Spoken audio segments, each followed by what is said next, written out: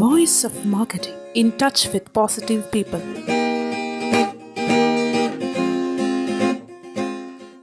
എല്ലാവർക്കും സ്വാഗതം.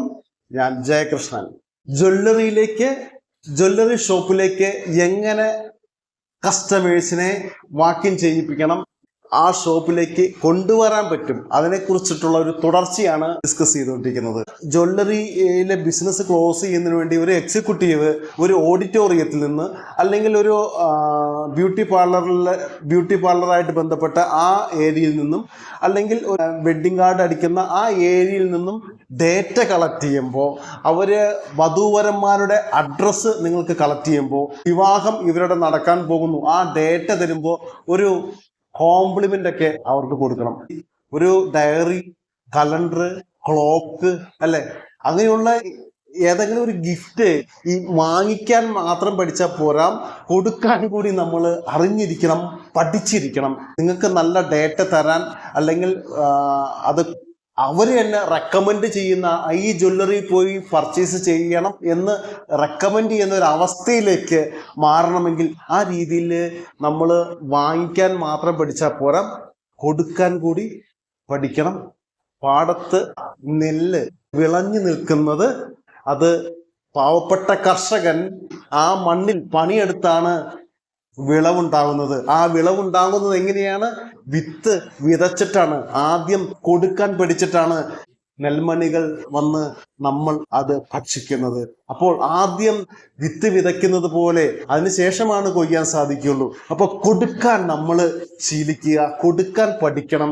Jewellery shop business ചെയ്യുന്നവർ ആദ്യം ഇങ്ങനെയുള്ള ഡേറ്റ ആര് തരുന്നു, അവർക്ക് ഒരു സപ്പോർട്ടീവായ ഒരു പോസിറ്റീവ് ആറ്റിറ്റ്യൂഡുള്ള ഡേറ്റയാണ്. അവർക്ക് ടൂർ പാക്കേജ് ഒക്കെ കൊടുത്ത് അവരെ സപ്പോർട്ട് ചെയ്ത് വീണ്ടും നമുക്ക് തന്നെ ഡേറ്റ തരാൻ, ജ്വല്ലറി ഷോപ്പ് നടത്തുന്നവരെ അങ്ങോട്ട് വിളിച്ച് ആ ഡീറ്റെയിൽസ് തരാനുള്ള മാനസിക അവസ്ഥയിലേക്ക്, ആ മാനസിക തലത്തിലേക്ക് അവരെ കൊണ്ടുവരണമെങ്കിൽ അവരെ നിങ്ങൾ മോട്ടിവേറ്റ് ചെയ്തേ മതിയാകുള്ളൂ. ഈ ലോകത്ത് സെയിൽസ് ആൻഡ് മാർക്കറ്റിങ്ങിൽ മോട്ടിവേഷൻ ഇമ്പോർട്ടൻ്റ് ആണ്. മോട്ടിവേഷൻ സെയിൽസ് ടീമിനെ മോട്ടിവേറ്റ് ചെയ്തുകൊണ്ടിരിക്കണം, അച്ചീവ്മെന്റിന് വേണ്ടി മോട്ടിവേറ്റ് ചെയ്തുകൊണ്ടിരിക്കണം, പുറമെ ഡേറ്റ കിട്ടുന്നവരെ നമ്മൾ മോട്ടിവേറ്റ് ചെയ്തുകൊണ്ടിരിക്കണം. അവർക്ക് എന്തെങ്കിലും അട്രാക്റ്റീവായി നമുക്ക് ചെയ്ത് കൊടുക്കാനും സാധിച്ചിരിക്കണം. ജ്വല്ലറി ബിസിനസ്സിനെ കുറിച്ച് സംബന്ധിച്ച് പറയുകയാണെങ്കിൽ കസ്റ്റമർ സപ്പോർട്ട് വളരെ ഇമ്പോർട്ടൻ്റ് ആണ്. വരുന്ന ഒരു കസ്റ്റമർ, വാക്കിൻ ചെയ്യപ്പെടുന്ന കസ്റ്റമർ, അയാൾ എങ്ങനെ ട്രീറ്റ് ചെയ്യണം, അത് വളരെ ബെസ്റ്റായിട്ട് ട്രീറ്റ് ചെയ്യണം.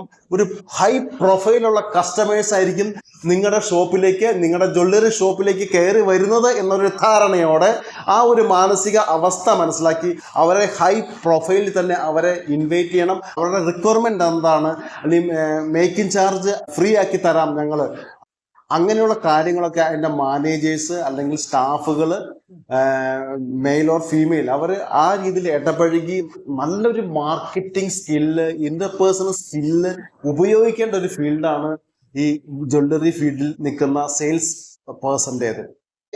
ജ്വല്ലറിയിലേക്ക് കസ്റ്റമർ വാക്കിൻ ചെയ്യണം.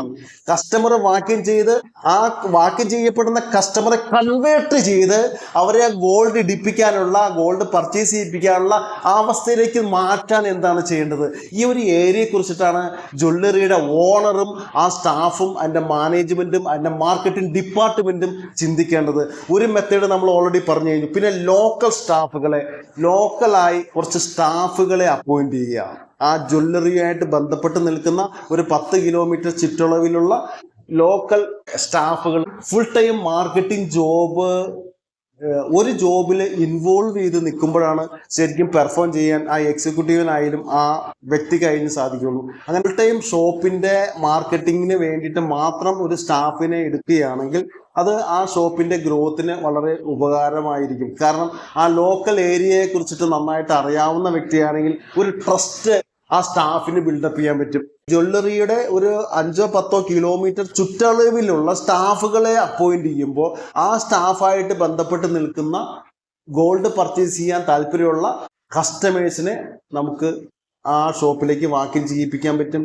അങ്ങനെ പ്രൊഫൈലുള്ള സ്റ്റാഫുകളാണ് വരുന്നതെങ്കിൽ അവർക്ക് നല്ല ഇൻസെൻറ്റീവ്, സാലറി പ്ലസ് ഇൻസെൻറ്റീവ് ഒക്കെ കൊടുക്കുകയാണെങ്കിൽ അങ്ങനെയുള്ള സ്റ്റാഫുകളെ കിട്ടും. പിന്നെ ഒരു ഓഫീസിൽ നിന്ന് അവരെ ഫോളോ അപ്പ് ചെയ്യാൻ പറ്റും. ഒരു കസ്റ്റമറെ കിട്ടിയാൽ തന്നെ അത് എത്രയോ പ്രാവശ്യം ഫോളോ അപ്പ് ചെയ്താലാണ് അവർ വാക്കിൻ ചെയ്യുന്നത്.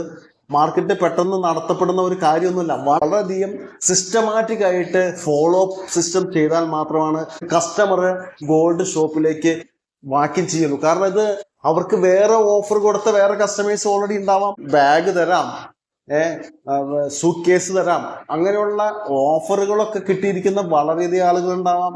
വേറെ ജ്വല്ലറീസ് കൊടുത്തിട്ടുണ്ടാവാം. അവിടെ കോമ്പറ്റ് ചെയ്ത് ഏത് രീതിയിലാണ് ഒരു ജ്വല്ലറി നടത്തുന്നയാൾ മാർക്കറ്റ് ചെയ്യപ്പെടേണ്ടത്, അയാൾ പറയേണ്ടത് ക്വാളിറ്റി. ഗോൾഡ് വിൽക്കേണ്ടി വന്നിട്ടുണ്ടെങ്കിൽ ഇവിടെ തന്നെ ഞങ്ങൾ ആ ഗോൾഡ് തിരിച്ചെടുക്കും.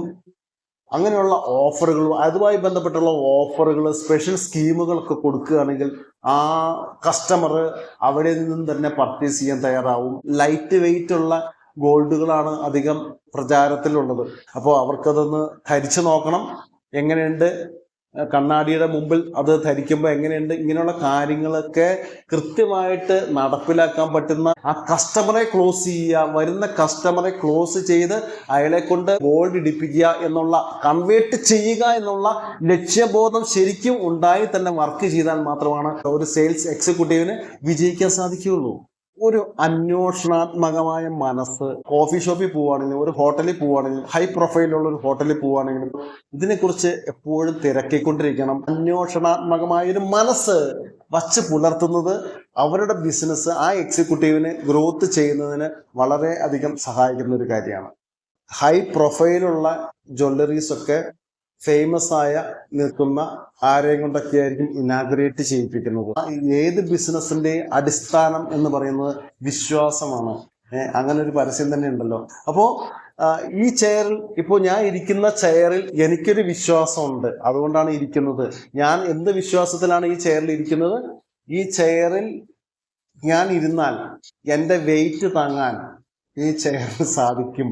ഒരു 183 കിലോ വെയിറ്റ് ഈ ചെയർ താങ്ങും എന്നൊരു ട്രസ്റ്റ് ആദ്യം എനിക്കുണ്ടാവണം. എനിക്കുണ്ട്, അതുകൊണ്ടാണ് ഞാൻ ഈ ചെയറിൽ ഇരിക്കുന്നത്. അതുപോലെ തന്നെ നമ്മളൊരു ഗോൾഡ് എടുക്കുമ്പോൾ ഈ ഇവിടെ നിന്ന് എടുക്കുന്ന ഗോൾഡ് വളരെ നല്ല പ്യുവർ ഗോൾഡാണ്. ആ ഒരു ട്രസ്റ്റ് നമുക്കുണ്ട്. ആ ട്രസ്റ്റ് ഡെവലപ്പ് ചെയ്യുന്നത് എങ്ങനെയാണ്? ഒരു കോണ്ടാക്ട് കൊണ്ടാണ്. മറ്റുള്ള പലരും ഇവിടെ നിന്നും ഗോൾഡ് ഓൾറെഡി പർച്ചേസ് ചെയ്തിട്ടുണ്ട്. അവരുടെ റെഫറൻസ്, ആ റെഫറൻസ് വളരെയധികം ബെറ്റർ ആയ ഒരു മാർക്കറ്റിംഗ് വേ ആണ്. അവിടെ നിന്ന് ഓൾറെഡി ഗോൾഡ് വാങ്ങിച്ചിരിക്കുന്നവരുടെ റെഫറൻസ് നമുക്ക് കിട്ടും.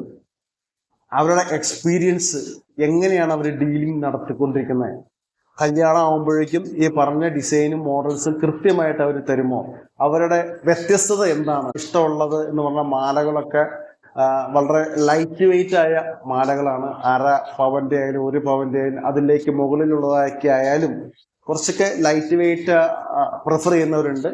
വളരെ വ്യത്യസ്തത പുലർത്തുന്ന, വളരെ അട്രാക്റ്റീവായ, കണ്ണുകൾക്ക് ഒരു മാസ്പരികത കൊടുക്കുന്ന ഡിസൈനിലുള്ള അങ്ങനെയുള്ള മോഡൽ ഉണ്ടാക്കുന്നതിലാണ് ഒരു ജ്വല്ലറി ഉയർന്നു നിൽക്കുന്നത്. പിന്നെ എന്തൊക്കെ കാര്യങ്ങൾ ഉണ്ടാവണം?